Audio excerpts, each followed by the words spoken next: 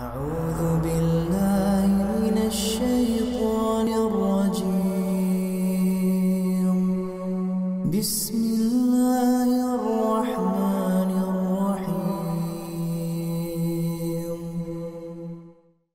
Di malam Lailatul Qadar itu Allah Subhanahu wa taala jelaskan, rincikan takdir seorang hamba selama 1 tahun. Kemudian makna yang kedua, qadar makna yang kedua adalah kemuliaan. Makna qadar yang kedua adalah kemuliaan. Dan ini senada dengan firman Allah Subhanahu wa taala surah Al-An'am ayat yang ke-91. Kata Allah, "Wa ma qadarullaha haqqa qadri." Orang-orang musyrik itu tidak memuliakan Allah dengan kemuliaan yang semestinya. Jadi kalimat qadar di sini artinya kemuliaan. Dan ayat ini menceritakan orang-orang kafir Quraisy yang tidak memuliakan Allah. Wa ma qadarullaha haqqa qadri. Orang-orang kafir Quraisy itu tidak memuliakan Allah dengan semestinya.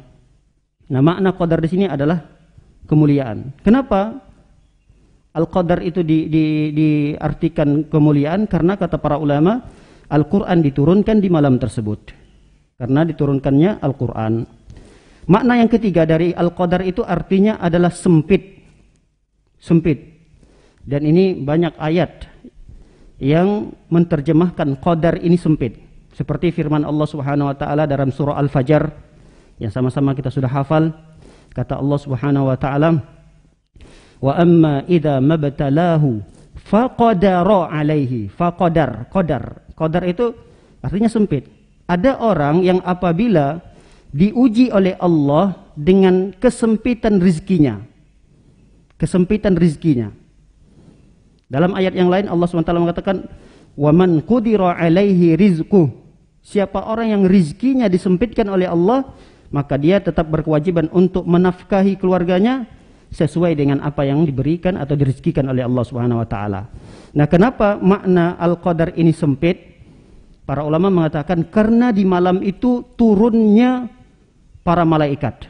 Begitu banyaknya di malam Lailatul Qadar itu turunnya malaikat, seakan-akan bumi ini menjadi sempit. Karena banyaknya malaikat yang turun ke bumi. Baik. Yang berikutnya kita akan bahas keistimewaan Lailatul Qadar. Ada apa saja keistimewaan dari malam Lailatul Qadar ini? Yang pertama, Lailatul Qadar adalah waktu di mana Allah Subhanahu wa taala menurunkan Al-Qur'an. Ini termasuk keistimewaan dari Lailatul Qadar. Kenapa? Karena Al-Qur'an ini siapa saja dan apa saja yang terkait dengan Al-Qur'an pasti menjadi mulia. Ini mesti harus kita pahami bahwa apa saja dan siapa saja yang ada hubungan khusus, keterkaitannya kuat sekali dengan Al-Qur'an, dia pasti menjadi mulia. Dan ini terbukti bahwa kenapa malaikat Jibril menjadi malaikat yang termulia dari miliaran jumlah malaikat yang tidak terhitung jumlahnya. Karena Jibril ditugaskan untuk menurunkan Al-Quran. Lalu Al-Quran itu diturunkan kepada Nabi Muhammad SAW. Dan terbukti bahwa Nabi Muhammad SAW adalah makhluk yang terbaik dari Nabi Adam sampai manusia terakhir nanti, maka yang terbaik sosok dari manusia adalah Nabi kita Muhammad SAW. Kenapa bulan Ramadan termasuk bulan yang paling mulia dari 12 bulan? Karena di bulan Ramadan itu diturunkan Al-Quran. Kenapa Lailatul Qadar yang ada di malam Ramadan, ada 30 atau 29 malam di bulan Ramadan, kenapa yang dimuliakan, yang dispesialkan Lailatul Qadarnya? Karena di bulan Ramadan itu turun Al-Quran di Lailatul Qadarnya. Padahal di Ramadan ini kan ada 30 malam, ada 29 malam. Kenapa yang spesial dari sekian puluh malam itu Lailatul Qadar? Karena Al-Quran diturunkan di situ. Oleh karenanya apabila umat Nabi Muhammad SAW selalu berinteraksi dengan Al-Quran, maka jadilah umat Nabi Muhammad SAW tersebut menjadi umat yang paling mulia. Kemudian keistimewaan yang kedua, Lailatul Qadar memiliki istimewaan adanya waktu barokah. Lailatul Qadar itu adalah waktu yang begitu berkah. Dari terbenamnya matahari sampai fajar itu sekian jam, sekian menit, sekian detiknya adalah waktu di mana seseorang mengalap berkah. Jadi kalau kita ingin mengalap berkah, inilah waktunya. Banyak orang keliru ketika ingin mencari keberkahan pada suatu benda yang tidak ada contoh, tidak ada dalilnya. Padahal begitu banyak benda-benda yang memiliki keberkahan, tempat-tempat yang memiliki keberkahan, waktu-waktu yang memiliki keberkahan. Tapi mereka tidak mengalap, tidak mengambil, tidak menggunakan tempat, waktu atau benda yang berkah sebagaimana yang telah dijelaskan oleh Rasul sallallahu alaihi wasallam. Ada yang mengambil keberkahan dari benda-benda mati, ada yang mengambil keberkahan dari orang yang sudah meninggal dunia. Padahal kalau kita ingin mengambil keberkahan yang sesungguhnya, kalau ingin kita dapatkan keberkahan itu, di antaranya adalah waktu berkah. Maka apabila kita isi dengan amal soleh, tentu amal soleh itu akan bernilai pahala yang berlipat ganda. Karena makna berkah ini kan kebaikan yang banyak dan terus ditambah. Itu makna berkah. Jadi apa itu berkah? Berkah itu kata para ulama adalah kebaikan yang begitu banyak dan terus bertambah. Ketika seseorang beribadah di malam-malam yang berkah itu, berarti pahalanya akan ditambahkan oleh Allah Subhanahu wa taala, dilipat gandakan oleh Allah Subhanahu wa taala. Ini makna daripada berkah. Allah Subhanahu wa taala berfirman dalam surah Ad-Dukhan ayat yang ketiga, di sini ayat yang keempat, Inna anzalnahu fi lailatin mubarakah. Sesungguhnya kami turunkan Al-Quran itu di malam yang barokah, yaitu malam Lailatul Qadar itu. Baik, yang ketiga,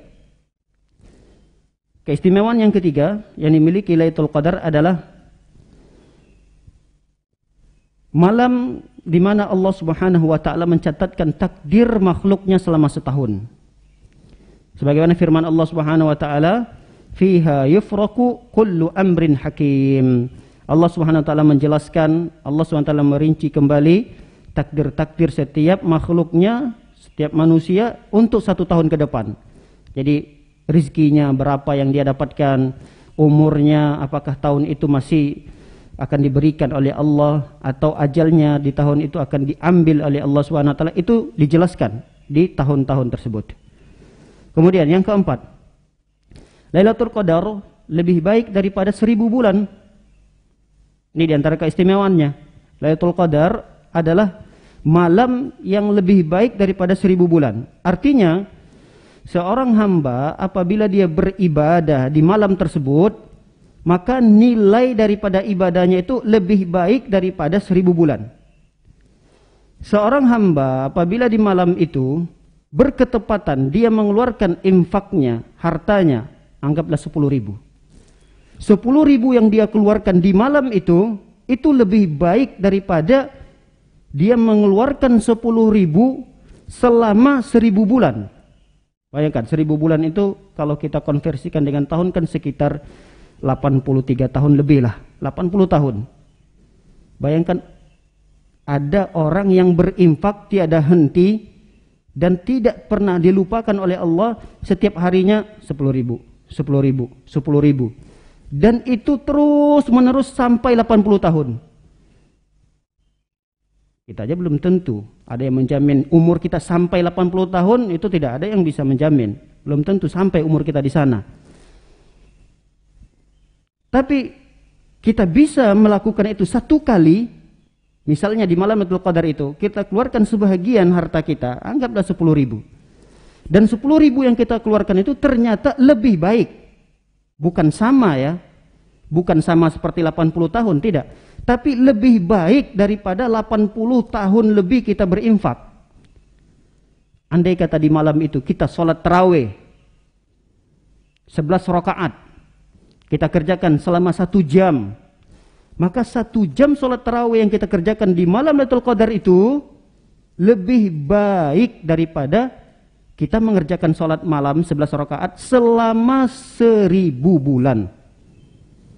Ini keistimewaan yang luar biasa. Maka jangan sampai seorang meninggalkan untuk tetap beribadah kepada Allah, khususnya di 10 malam terakhir ini. Karena ibadah yang dikerjakan di malam-malam tersebut, apapun ibadahnya, zikirnya, baca Qur'annya, satu ayat, anggaplah satu ayat, janganlah satu ayat, nggak mungkinlah satu ayat, satu halaman di malam Lailatul Qadar itu dia baca, itu lebih baik daripada satu halaman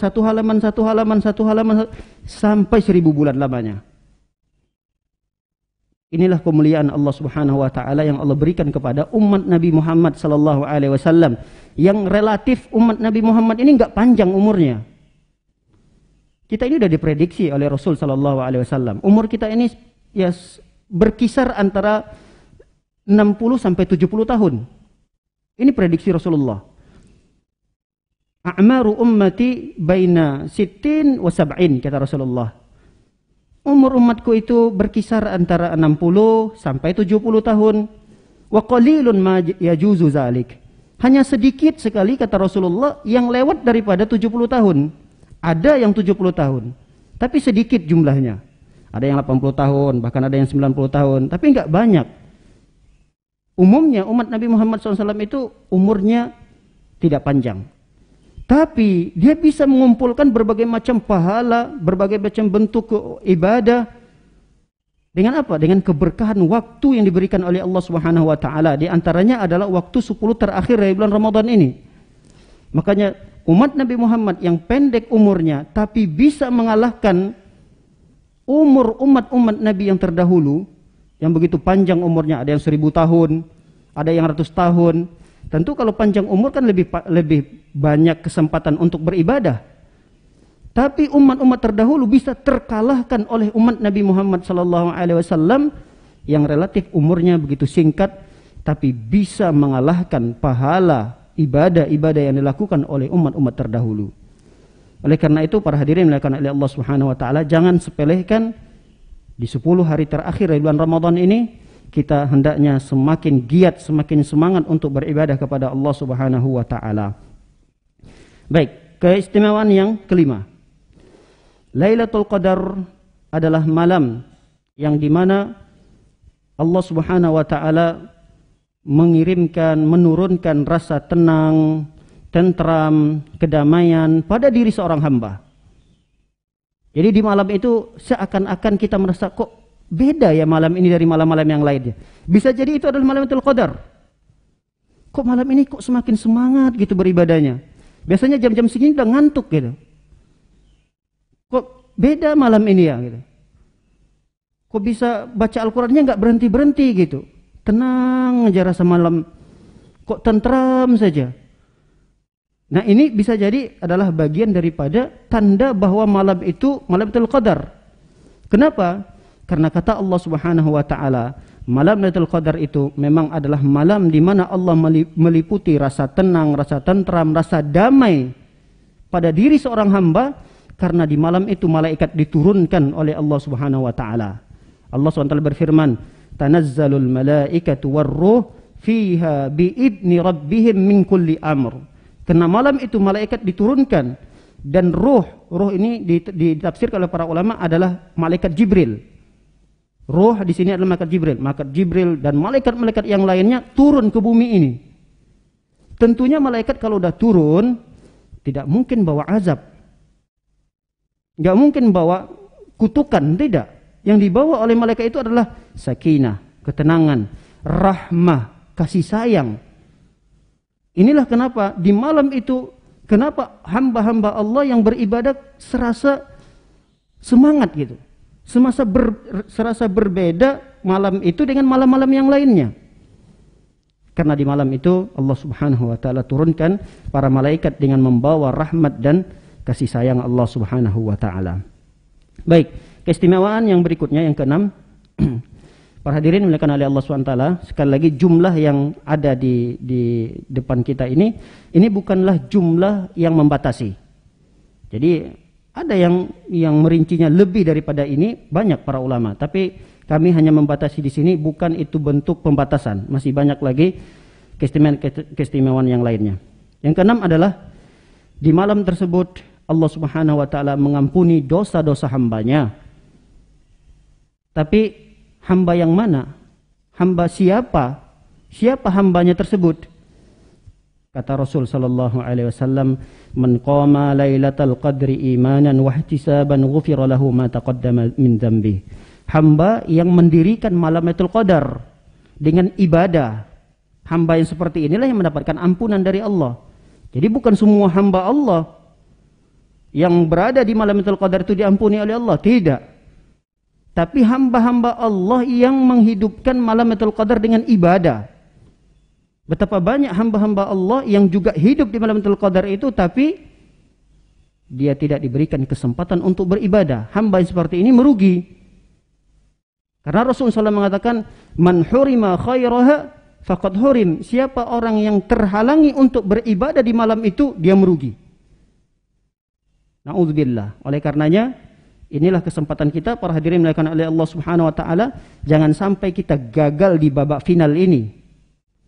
Jangan sampai kita malas berlatih. Kita ini sudah akan memasuki sebentar lagi, memasuki babak final. Maka kita semakin kencang terus berlatih agar kita betul-betul keluar dari Ramadan ini menjadi pemenang di sisi Allah Subhanahu wa taala, mendapatkan predikat takwa di sisinya. Baik, para hadirin dimuliakan oleh Allah Subhanahu wa taala. Lalu kapan terjadinya Lailatul Qadar itu? Di sini sepakat para ulama bahwa Lailatul Qadar itu terjadi di bulan Ramadan. Ini tidak ada khilaf para ulama.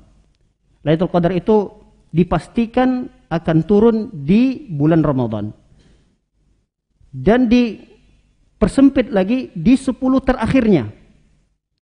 Namun yang menjadi khilaf para ulama adalah apakah Lailatul Qadar itu turun di malam yang sama di setiap tahunnya atau di malam-malam yang berbeda. Ini yang terjadi khilaf para ulama. Ada di antara para ulama mengatakan Lailatul Qadar itu turun di malam yang sama, dan itu sepanjang tahun seperti itu. Di malam 27. Ini di antara pendapat para ulama dari kalangan para sahabat. Ibnu Abbas berpendapat seperti ini. Jadi malam Lailatul Qadar itu tidak berpindah-pindah. Ya, dia hanya di malam ke-27-nya saja. Jumhur para ulama, mayoritas para ulama mengatakan malam Lailatul Qadar itu berpindah-pindah. Bisa jadi dia malam ke-21, bisa jadi dia malam ke-23, bisa jadi dia malam yang ke-25, 27, 29. Yang penting adalah di malam-malam ganjilnya. Dan ini dikuatkan oleh hadis Aisyah radhiyallahu taala anha. Kata Aisyah mengatakan, "Taharrau lailatal qadri fil witri minal ashril awakhir min Ramadan." Kata Rasul sallallahu alaihi wasallam, carilah, taharrau, carilah malam Lailatul Qadar itu fil witr, di malam-malam ganjilnya. Fil witr, di malam ganjilnya, minal ashril awakhir min Ramadan, di 10 terakhir dari bulan Ramadan. Nah, ini para hadirin dimuliakan oleh Allah SWT. Namun di kapannya, di 21, 23, 25 itu adalah menjadi rahasia Allah Subhanahu wa taala, karena jumhur ulama mengatakan malam Lailatul Qadar itu turun tidaklah bersamaan, tidaklah sama seperti tahun-tahun yang lalu. Dia akan turun di waktu-waktu yang berbeda-beda. Bisa jadi tahun ini adalah di malam 21-nya, bisa jadi tahun yang sebelumnya di tanggal 23-nya, wallahu alam. Yang penting kita tetap harus menjaga semangat kita untuk tetap beribadah kepada Allah Subhanahu wa taala. Namun di sana ada tanda-tanda yang diberikan oleh yang dijelaskan oleh para ulama. Ada tanda-tanda bahwa malam tersebut adalah malam Lailatul Qadar. Di antaranya tanda-tanda tersebut adalah udara dan angin di sekitar kita terasa tenang. Jadi udaranya, cuacanya itu mu'tadil. Mu'tadil itu tidak dia terlalu panas. Malam itu tidak terlalu panas, tidak terlalu gerah kita, dan juga tidak terlalu dingin. Cuacanya terang, cuacanya juga ya berbedalah. Dan ini dijelaskan oleh hadis yang dihasankan oleh para ulama, Lailatul Qadar lailatun samhatun talaqatun la harratan wala baridatan tusbihu syamsu sabihatuha dha'ifatun hamra. Kata Rasul sallallahu alaihi wasallam, Lailatul Qadar itu adalah malam yang penuh kelembutan. Jadi udaranya, suasananya lebih lembut malam itu. Dia lebih cerah, malamnya lebih cerah. Tidak begitu panas dan juga tidak terlalu dingin. Dan ketika kita melihat di pagi harinya, matahari terbit dalam kondisi sinarnya itu lemah. Hanya sekedar terlihat matahari terbit, tapi tidak memancarkan cahaya panas. Jadi seakan-akan tertutupi oleh awan gitu. Jadi matahari kita bisa lihat, mataharinya terlihat, tapi dia tidak mengeluarkan cahaya. Kenapa kata para ulama? Sebahagian yang menjelaskan matahari seperti itu karena mulai malaikat naik lagi ke langit, sehingga seakan-akan terhalangi cahaya daripada matahari tersebut. Ada ulama yang menjelaskan seperti itu. Baik, itu tanda yang pertama. Tanda yang kedua, bahwa malaikat menurunkan ketenangan sehingga manusia merasakan ketenangan tersebut dan merasa lezat dalam beribadah yang tidak didapatkan pada hari-hari yang lain. Nah, ini tanda yang kedua. Jadi kalau kita merasa tenang dalam beribadah di malam tersebut, kok semakin lezat kita beribadahnya. Yang biasanya kita tidak pernah membaca Al-Quran itu terhenyu hati kita, tidak pernah kita sholat itu, jarang kita menangis, kok malam itu kok bisa menangis gitu. Nah, ini bisa jadi tanda-tanda malam itu adalah malam Lailatul Qadar. Nah, kalau kita sudah merasakan tanda-tanda itu, hendaknya kita semakin semangat. Jangan kendor lagi. Ini beda nih, malam ini beda nih rasanya suasana ibadahnya. Nah, kalau kita merasakan perbedaan itu, langsung tancap gas. Jangan malah kita turun lagi, karena bisa jadi malam itu adalah malam Lailatul Qadarnya. Baik, itu tanda yang kedua, dan itu bisa dirasakan oleh diri kita sendiri. Tanda yang ketiga, yaitu matahari akan terbit pada pagi harinya dalam keadaan jernih, tidak memancarkan cahaya, tidak ada sinarnya. Baik, berikutnya, poin berikutnya adalah hikmah dari disembunyikannya oleh Allah Subhanahu wa taala Lailatul Qadar ini. Apa hikmahnya? Yang pertama, agar seorang hamba mengagungkan seluruh malam di bulan Ramadan.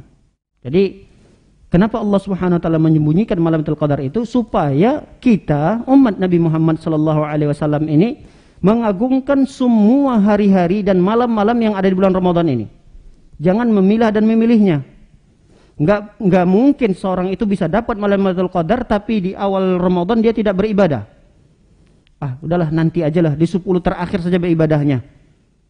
Di 10 pertama jarang ke masjid, enggak ikut sholat berjamaah, jarang ikut sholat tarawih misalnya. Bisakah dia akan dapat nanti 10 hari terakhir? Bisa. Bisa, kalau memang dia betul-betul mendekatkan diri kepada Allah Subhanahu wa taala dengan serius. Tapi kalau dia ingin meniatkan itu dari awal, sudah ada unsur kesengajaannya, ini berat. Berat. Kalau dia sudah meniatkan, ada unsur kesengajaan, akan yang terafdal dari bulan Ramadan kan 10 terakhirnya. Nanti sajalah, saya uruskan dulu urusan dunia ini, sudah selesai nanti, sehingga banyak berbagai macam ibadah yang ditinggalkan. Itu berat. Untuk masuk ke 10 terakhir itu berat, karena dia harus memasuki dulu babak penyisihan, babak semifinal, baru nanti ikut finalnya. Nggak bisa ujuk-ujuk masuk ikut final, nggak bisa. Berat. Tiba-tiba bisa masuk ke final itu berat. Ada orang seperti itu, mungkin ada, tapi tidak ada unsur kesengajaan di awal meninggalkan ibadah itu. Nah, ini 1-2 orang yang diberikan taufik oleh Allah Subhanahu wa taala. Baik. Yang kedua, hikmah yang kedua, kenapa Allah Subhanahu wa taala menyembunyikan Lailatul Qadar itu? Ya, agar kita mendapatkan pahala dari kesungguhan yang kita kerjakan dari ibadah-ibadah tersebut. Jadi ada kesungguhan kita dalam beribadah itu. Nah, kesungguhan kita itu akan mendapatkan pahala. Kita sudah mulai sholat, sudah mulai sedekah dari awal Ramadan, sudah ikut tarawih, sudah puasa. Itu kan kesungguhan yang kita lakukan. dalam beribadah. Itu ada pahalanya. Inilah kenapa Allah Subhanahu wa taala menyembunyikan tersebut. Kemudian yang ketiga, agar bisa terhindar dari maksiat. Jadi bulan Ramadan itu kita sudah mulai berlatih meninggalkan kemaksiatan. Jangan-jangan ini malam Lailatul Qadar nih. Saya jangan sampai melihat sesuatu hal yang dilarang. Saya jangan sampai mendengar sesuatu yang dilarang. Di 10 terakhir ini jangan sampai saya melakukan kemaksiatan kepada Allah. Jangan sampai saya melihat sesuatu hal-hal yang tidak diperkenankan oleh syariat.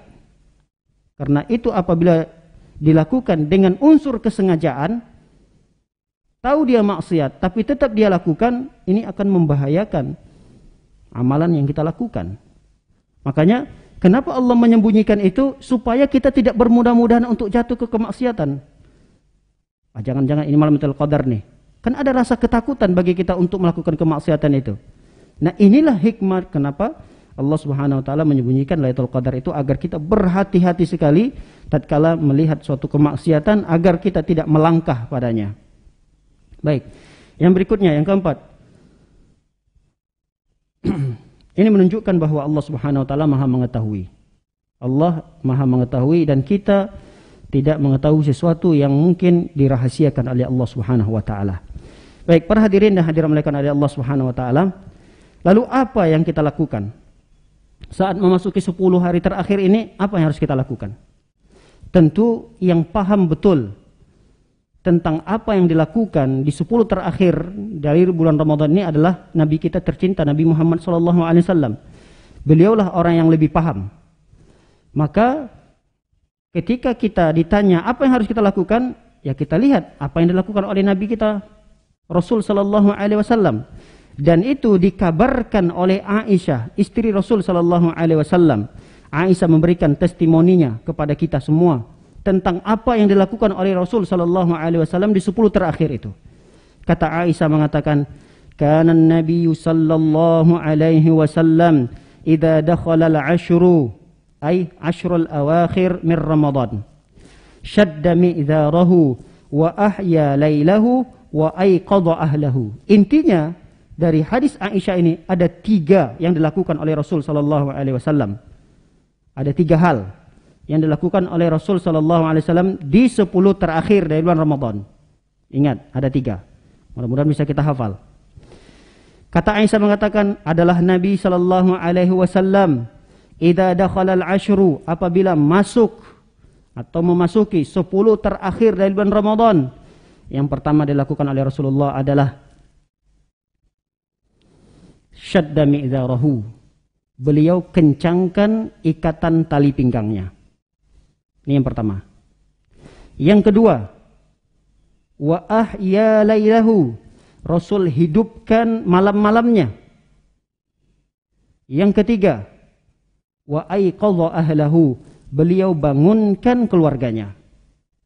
Baik, kita akan bahas satu persatu. Yang pertama tadi apa yang dilakukan oleh Rasul SAW? Syadda mi'dzarahu. Rasul sallallahu alaihi wasallam beliau mengencangkan ikatan tali pinggangnya. Apa makna daripada mengencangkan ikatan tali pinggang di sini? Para ulama menjelaskan ada 2 penafsiran. Makna daripada mengencangkan tali ikatan pinggang itu ada 2 penafsiran. Penafsiran yang pertama bahwa kalimat di atas adalah merupakan simbol atau ungkapan dari keseriusan seseorang atau kesungguhan dalam melakukan sesuatu. Dan itu yang dicontohkan oleh Rasul SAW. Jadi itu sebagai ungkapan saja, ungkapan atau simbol yang seseorang itu betul-betul serius dalam melakukan perbuatan itu. Nah, Rasul SAW yang diceritakan oleh Aisyah tadi, bahwa ketika masuk 10 terakhir beliau mengencangkan ikatan tali pinggangnya, artinya beliau betul-betul bersungguh-sungguh dalam beribadah di 10 terakhir itu. Sehingga Aisyah mengatakan melalui sebuah ungkapan bahwa Rasul SAW mengencangkan ikatan tali pinggangnya. Dan ini dikuatkan dari hadis yang lain. Karena Rasul SAW yajtahidu ma la yajtahidu fi ghairihi. Rasul SAW begitu bersemangat beribadah di 10 terakhir yang tadinya itu tidak terlihat pada hari-hari yang lain. Padahal Rasul sallallahu alaihi wasallam kalau sholat malam di selain 10 terakhir sampai bengkak kaki beliau. Berarti bagaimana lagi kalau ketika beliau masuk ke 10 terakhir bulan Ramadan?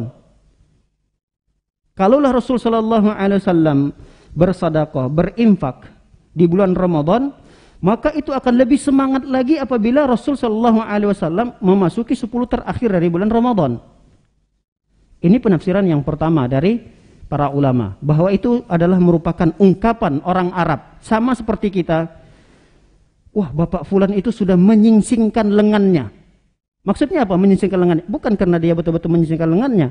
Bisa jadi lengannya panjang tidak disingsingkan, tapi karena itu merupakan ungkapan kita bahwa si Bapak itu akan serius menuntaskan pekerjaan itu.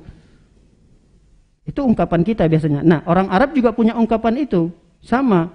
Wah, syadda mi'zarahu. Oh, Bapak Fulan itu sudah mengencangkan tali ikatan pinggangnya. Berarti dia akan serius dalam menuntaskan pekerjaan itu. Nah, para hadirin dimuliakan oleh Allah SWT, ini penafsiran yang pertama. Rasul sallallahu alaihi wasallam mengencangkan ikatan tali pinggangnya.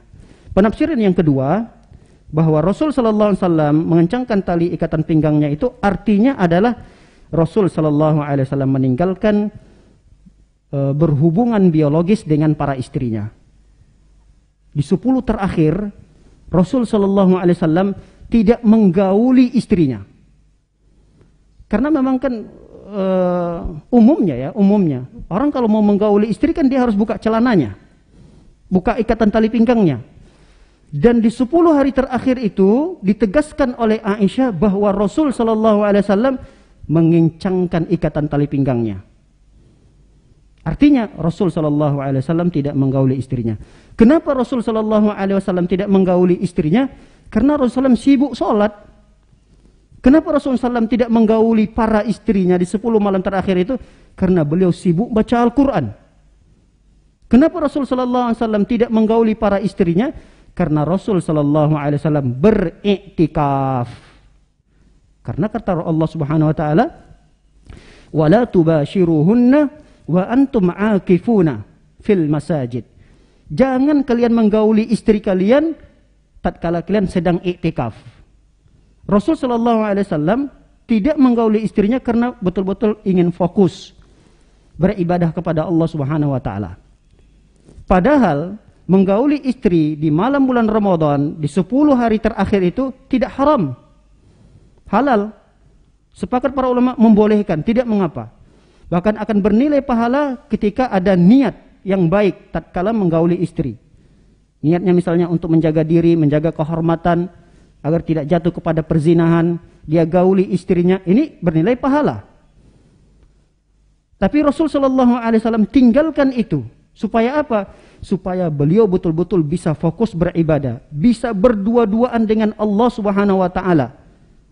Yang mungkin selama ini 11 bulan lamanya, bahkan lebih 20 hari, kita tidak fokus beribadah kepada Allah. Artinya banyak waktu yang kita habiskan bersama makhluk-makhluk Allah yang lain. Teman kita, istri kita, anak kita, pekerjaan kita. Ada waktu untuk Allah tapi tidak banyak. Paling sholat 5 waktu, itu waktu yang kita sisakan untuk Allah. Nah, sekarang kita fokuskan nih 10 hari terakhir, waktu kita hanya untuk Allah. Itu yang dilakukan oleh Rasul sallallahu alaihi wasallam. Itu artinya bukan kita memaksakan bahwa kita harus bisa beribadah fokus di 10 hari terakhir. Karena tidak semua orang bisa seperti itu. Ada orang yang belum dapat jatah liburnya, masih kerja, harus menafkahi orang, keluarga, masih ada kegiatan-kegiatan yang lain. Ada yang seperti itu. Tapi kata para ulama, minimalisasikanlah kegiatan duniawi kita itu. Kalau memang kita bisa liburkan itu lebih baik. Dan kita tidak boleh bersuuzon, berburuk sangka kepada orang yang tidak bisa memfokuskan dirinya untuk beribadah. Kita tetap husnuzon. Barangkali Bapak Fulan itu belum bisa melakukan fokus untuk ibadah di 10 hari terakhir karena ada tugas penting. Nah, ketika dia bertugas itu, ketika dia masih kerja, ketika dia harus ngantor lagi, tinggal dia harus berniat saja. Di siang harinya dia niatkan untuk mencari nafkah, itu akan bernilai pahala bagi dia. Dan jika ada hasil daripada pekerjaan itu, dia sedekahkan sebagiannya di 10 terakhir itu, mudah-mudahan ini bisa menjadi menyaingi orang-orang yang betul-betul fokus di 10 hari terakhir itu. Ada yang bisa fokus 10 hari terakhir, ada yang belum bisa fokus. Nah, yang belum bisa fokus ini, dia tetap harus berusaha. Ya, dia minimalisasikanlah. Dia kurangi sedikit kegiatan-kegiatannya. Kalau memang di kantornya dia bisa mengajukan cuti, ya alhamdulillah, silahkan. Tapi kan tidak semua orang yang bisa diizinkan seperti itu. Kalau semua orang mengajukan cuti, nanti bangkrut perusahaannya.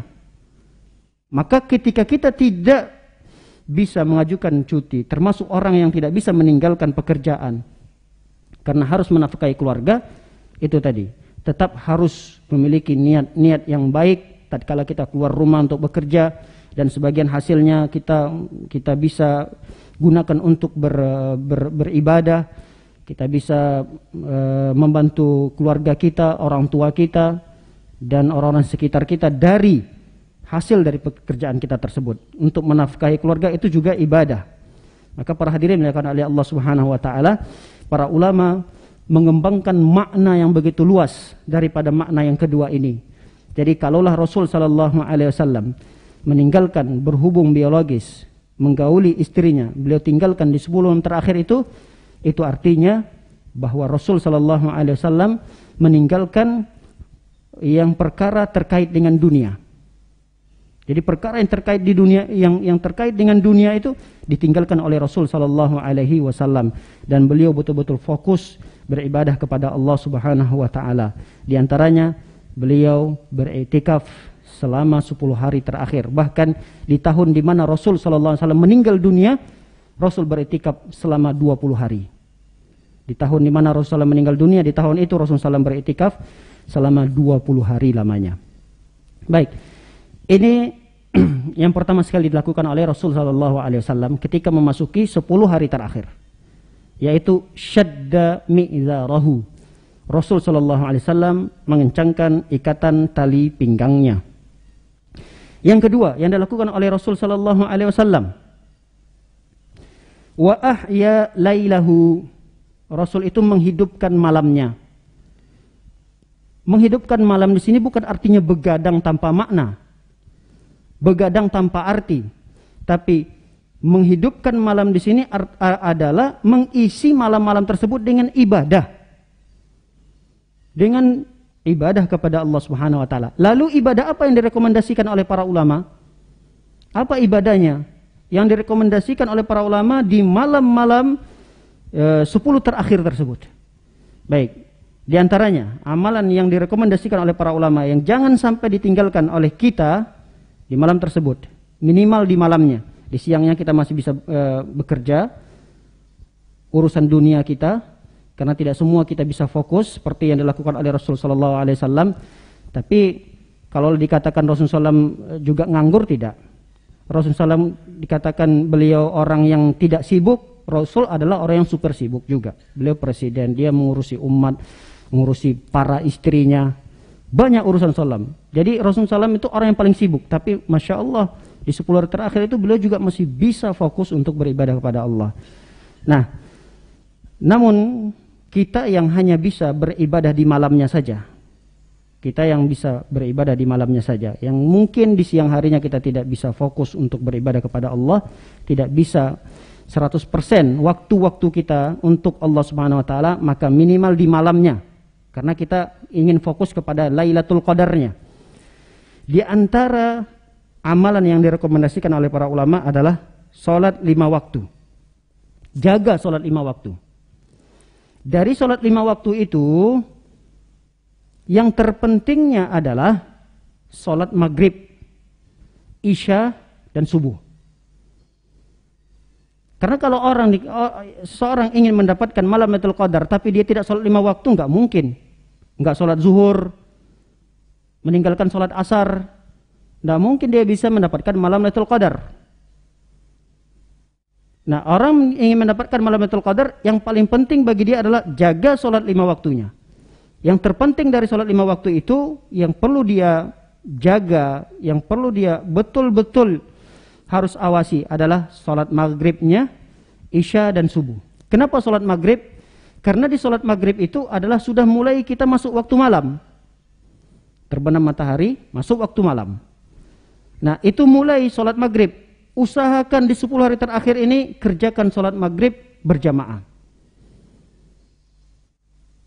Berjamaah, sholat, ini maghrib. Yang kedua isya. Usahakan juga isya datang ke masjid, kerjakan dengan cara berjamaah. Karena banyak sebagian kaum muslimin yang hadir ke masjid cuma mengerjakan sholat tarawihnya saja. Ada sebagian kaum muslimin seperti itu. Malah yang diprioritaskan sholat sunnahnya, sholat tarawihnya. Sholat isyanya dia kerjakan di rumah, ada. Nah, ini harusnya yang dia prioritaskan adalah sholat isyanya itu dikerjakan berjamaah. Karena ada keutamaan tersendiri ketika seseorang mengerjakan sholat isya ini berjamaah. Rasul sallallahu alaihi wasallam bersabda, "Man shallal isya fi jama'atin kana lahu kaqiyami nisfu lailah." Atau kama qala Rasul sallallahu alaihi wasallam. Kata Rasul sallallahu alaihi wasallam mengatakan, siapa orang yang sholat isya berjamaah, maka dia mendapatkan nilai plus. Selain dia mendapatkan pahala sholat isyanya itu sendiri, karena itu ibadah wajib, ada plusnya. Pahala plusnya apa? Dia mendapatkan pahala seakan-akan sholat setengah malam. Wa man shalla, dan siapa orang yang sholat subuh berjamaah, seakan-akan dia mendapatkan pahala seperti sholat semalam suntuk. Ini sholat isya berjamaah, sholat subuh berjamaah. Kata para ulama, ketika seseorang di malam Lailatul Qadar itu mengerjakan sholat isya berjamaah, sholat subuh berjamaah, sudah dipastikan dia telah mendapatkan bagian daripada malam Lailatul Qadar. Para ulama sudah memastikan itu, bahwa seseorang sudah dipastikan dapat malam Lailatul Qadar ketika apa? Ketika dia sholat isya berjamaah dan ditambah sholat subuh berjamaah. Karena nilai daripada dua sholat itu seakan-akan dia mengerjakan sholat semalam suntuk. Maka para hadirin dimuliakan oleh Allah Subhanahu Wa Taala, ini di 10 hari terakhir usahakan betul-betul sholat maghrib, isya, subuh. Ini sholat-sholat yang wajib dijaga. Kalau bisa dikerjakan dengan berjamaah. Kalau tidak ada uzur, tidak ada yang menghalangi kita untuk berjamaah, kerjakan sholat tersebut dengan berjamaah. Baik, yang kedua, ibadah yang kedua yang direkomendasikan oleh para ulama adalah sholat malamnya, sholat tarawih. Ada sebagian ulama lagi tidak hanya mencukupkan diri dengan sholat tarawih di awal malam saja. Kalau bisa dikerjakan lagi di sepertiga malam terakhir. Dan itu banyak dilakukan di beberapa masjid, di antaranya 2 masjid besar, yaitu Masjid Nabawi, Masjidil Haram, mengerjakan sholat itu 2 kali. Ada kali yang pertamanya di awal malam setelah selesai sholat isya, kemudian nanti dilanjut lagi di tengah malamnya sampai menjelang sahur. Nah, mungkin hal ini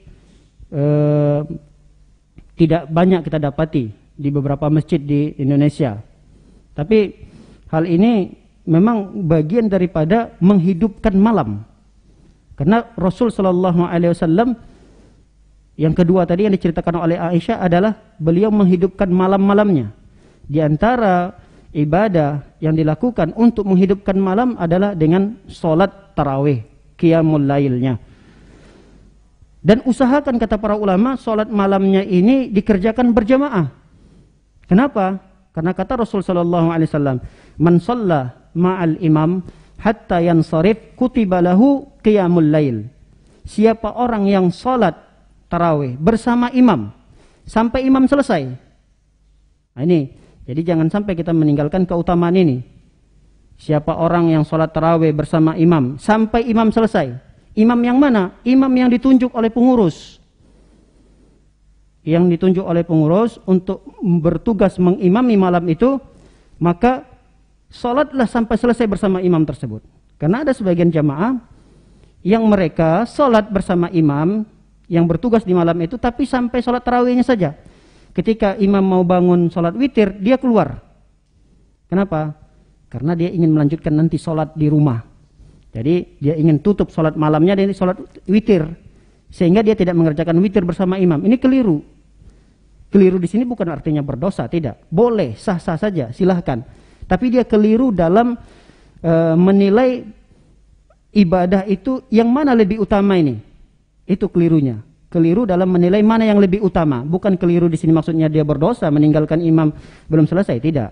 Tapi keliru dalam menilai mana yang lebih utama, apakah dia sholat sampai selesai bersama imam beserta dengan sholat witirnya, atau dia meninggalkan imam tanpa ikut sholat witir. Yang benar dalam masalah ini, bukan yang benar, yang harusnya dilakukan oleh seseorang tersebut adalah dia sholat bersama imam sampai imam selesai, karena pahalanya sama seperti sholat semalam suntuk. Kalau tadi seseorang tadi keluar sebelum imam selesai witir, berapa jam sih dia akan sholat di rumah sendirian? Berapa jam? Anggaplah dia mau sholat nanti bangun jam 12 malam. Jam 12, 1, 2, 3, 4 jam dia akan sholat, baru ditutup dengan witir. Dia baru sholat 4 jam, ditambahlah 1 jam bersolat sama imam tadi, 5 jam pahala sholat qiyamul lail yang dia dapatkan. Tapi seseorang yang sholat bersama imam sampai imam selesai, dia mendapatkan pahala lebih dari 5 jam. Padahal pelaksanaan yang dikerjakan oleh seseorang di masjid tadi tidak sampai durasinya 5 jam ini, paling 1 jam lebih sedikit, tapi pahalanya mengalahkan orang yang kedua tadi, yang dia sholat bangun lagi jam 12, jam 1, jam 2, jam 3, jam 4. Orang yang sholat bersama imam sampai imam selesai, itu pahalanya mengalahkan orang yang kedua ini yang menambah sholatnya lagi di rumah sekian jam ini.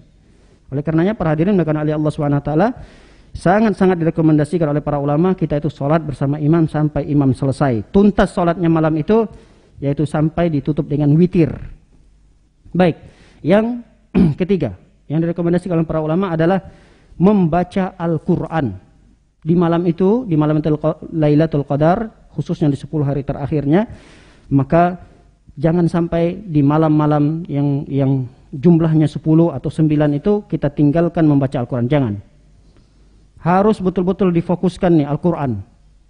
Minimalnya, ini minimal. Di malam-malam tersebut, minimalnya kita membaca 100 ayat. Itu minimalnya.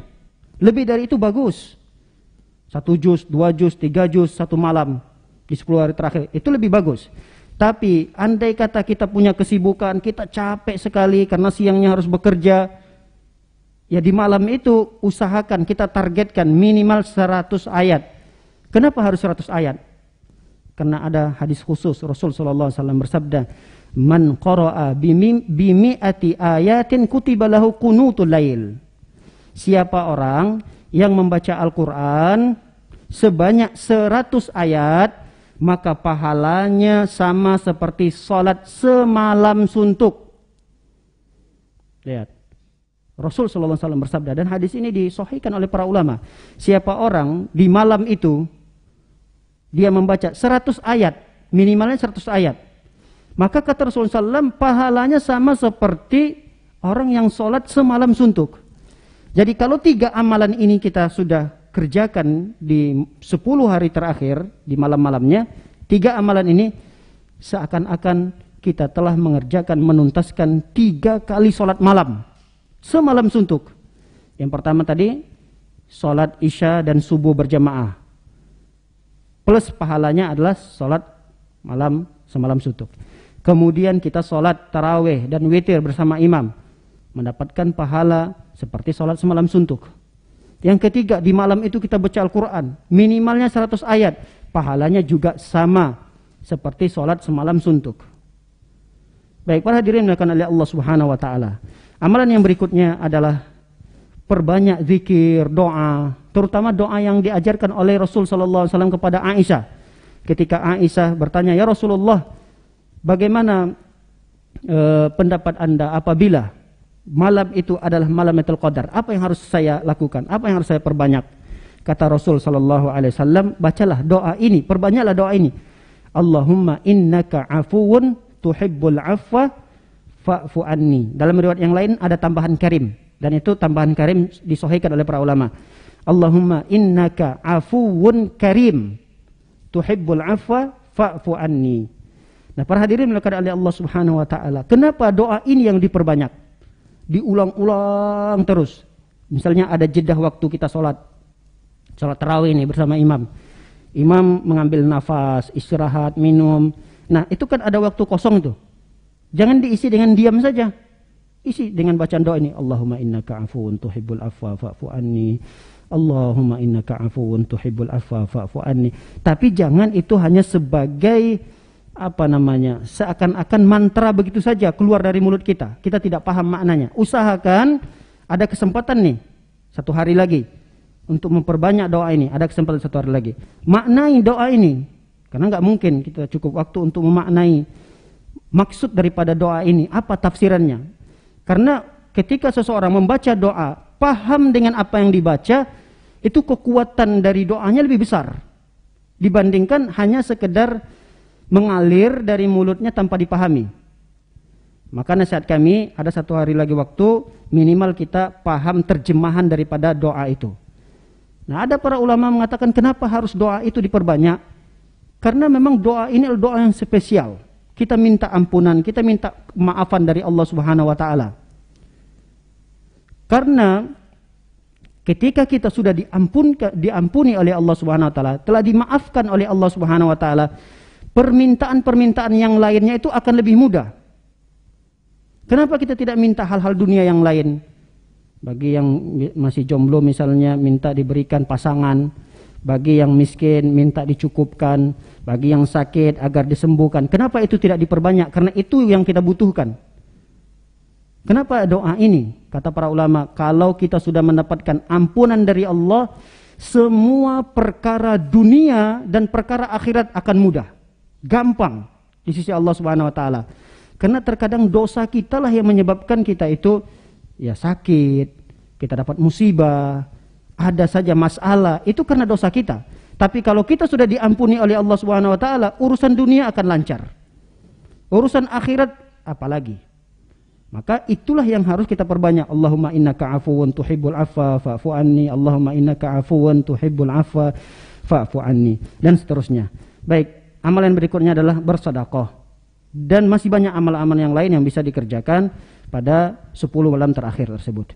Baik, yang ketiga yang dilakukan oleh Rasul sallallahu alaihi wasallam adalah wa aiqadha ahlahu. Rasul sallallahu alaihi wasallam membangunkan keluarganya. Ini sunnah Rasul sallallahu alaihi wasallam. Terkadang ada seorang ayah yang dia fokus beribadah sendiri, egois dalam beribadah. Dia lupa bahwa di rumahnya ada anaknya, dia lupa bahwa di rumahnya ada istrinya. Dan inilah kesempatan kita, di mana di masa pandemi ini terkadang kita sulit untuk mendapatkan tempat untuk beriktikaf. Kalaupun ada masjid yang memfasilitasi iktikaf, tapi terbatas. Paling yang diterima 10 orang, 20 orang, ada yang 50 orang saja. Dan persyaratannya begitu ketat. Nah, berat bagi kita untuk beriktikaf pada tahun ini. Misal seperti itu. Tapi ini luar biasa hikmahnya. Kita bisa mengamalkan apa yang dilakukan oleh Rasul sallallahu alaihi wasallam, menghidupkan malamnya dengan kita membangunkan keluarga. Dan ini dilakukan oleh Umar bin Khattab. Umar bin Khattab ketika beliau sholat di 10 malam terakhir sampai jam 12 malam, di pertengahan malam, anggaplah jam 12 atau jam 11, setelah selesai beliau beribadah sendiri, beliau bangunkan seluruh keluarganya, anaknya, istrinya. Bahkan Rasul sallallahu alaihi wasallam membangunkan seluruh istri-istrinya, anaknya, bahkan menantunya. Ini dijelaskan oleh Aisyah. Aisyah mengatakan Rasul sallallahu alaihi wasallam di 10 malam terakhir itu masih sempat membangunkan seluruh keluarganya. Yang kecil, tapi yang kecil ini yang sudah mampu bisa diajak beribadah. Bisa kita bayangkan di rumah kita, di malam-malam 10 terakhir itu dihidupkan dengan beribadah kepada Allah Subhanahu wa taala. Kita ketika masuk ke kamar kakak yang pertama misalnya, dia sedang baca Al-Qur'an. Ketika kita berada di sofa bersama istri sedang sholat. Ketika kita melihat anak yang kecil ternyata dia sedang berzikir kepada Allah, mengangkat tangannya, berdoa kepada Allah Subhanahu wa taala. Ini suasana rumah yang luar biasa. Inilah yang disebut dengan sakinah, mawaddah, warahmah, yang itu bisa dibentuk di 10 hari terakhir dari bulan Ramadan ini. Kita latih anak kita, kita bangunkan mereka, kita paksa mereka untuk bisa bangun. Walaupun mereka agak kantuk-kantuk, kadang kan kita timbullah mungkin rasa kasihan. Kasihan anak masih kecil, kasihan anak, padahal dia sudah bisa beribadah. Biarkan, bangunkan dia. Ya kalau dia misalnya agak emosian atau mungkin marah-marah, ya biarkan, mungkin sesaat. Nanti akhirnya tidur lagi, ngantuk lagi dia, biarkan. Nanti setiap 1 jam dia istirahat, dibangunkan. Dan amalan yang ketiga ini, kita bisa bekerja sama dengan istri. Ketika kita capek di siang harinya masih bertugas, masih kerja, nanti kita minta sama istri, tolong nanti ya banguni saya jam 10 ya, jam 11 malam ya, saya mau sholat lagi, saya mau baca Quran lagi. Begitu juga sebaliknya. Tertidur nanti istri pesan lagi ke suami, saya mau istirahat dulu, ngantuk sekali nih. Saya udah nggak konsentrasi baca Qurannya, udah kebalik-balik hurufnya saking ngantuknya. Saya mau tidur dulu. Tidur, jangan dipaksakan. Tidur, istri sejam 2 jam, nanti dibangunkan oleh suami. Dan begitu seterusnya. Rasul sallallahu alaihi wasallam melakukan ini padahal Rasul iktikaf. Rasul membangunkan para istri, bahkan Ali bin Abi Thalib menantunya pun diikut dibangunkan oleh Rasul sallallahu alaihi wasallam. Padahal Rasul sedang iktikaf ini. Masih sempat-sempatnya Rasul sallallahu alaihi wasallam membangunkan keluarganya. Apalagi kita harusnya melakukan ini lebih daripada apa yang dilakukan oleh Rasul sallallahu alaihi wasallam. Baik, demikian kajian singkat ini, semoga bermanfaat. Semoga Allah Subhanahu wa taala memberikan kita kesehatan sehingga kita bisa menuntaskan bulan Ramadan ini dengan maksimal beribadah kepada Allah Subhanahu wa taala. Semoga Allah Subhanahu wa taala menerima seluruh amal ibadah yang kita lakukan. Semoga Allah Subhanahu wa taala selalu memberikan taufik dan hidayahnya kepada kita semua. Amin ya rabbal alamin. Demikian wassallallahu ala nabiyina Muhammadin wa ala alihi washabbihi wasallam ajma'in. Akhir da'wana subhanakallahumma bihamdika asyhadu an la ilaha illa anta astaghfiruka wa atubu ilaik. Assalamualaikum warahmatullahi wabarakatuh.